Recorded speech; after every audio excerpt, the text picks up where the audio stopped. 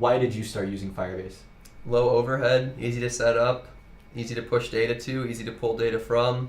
Big fan of JavaScript objects, and it's a JSON-based database, so that was a big selling point for me. Not having to deal with relational schemas. Like you said, just getting it to be what you need it to be as you go.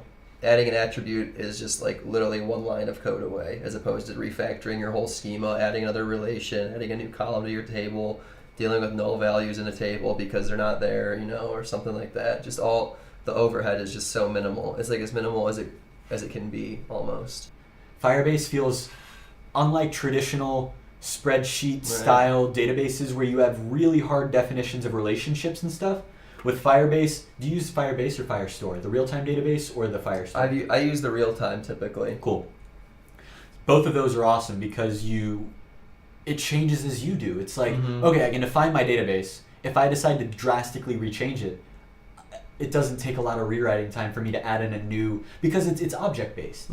Everything in Firebase is object-based. And on top of the database, they give me one-click sign-in for Facebook, GitHub, Twitter. They give me A/B testing because it's built on Google. They have Google AdWords built in because it's Google. It's like, wow.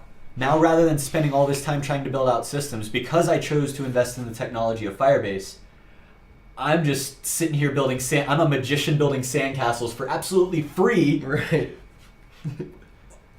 What?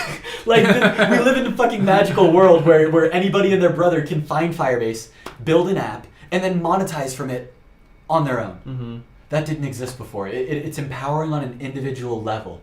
I was able to start an entire voice company using Google, Amazon, and Firebase. Those three technologies, and Java. Thank you, Jan Koenig, for Java.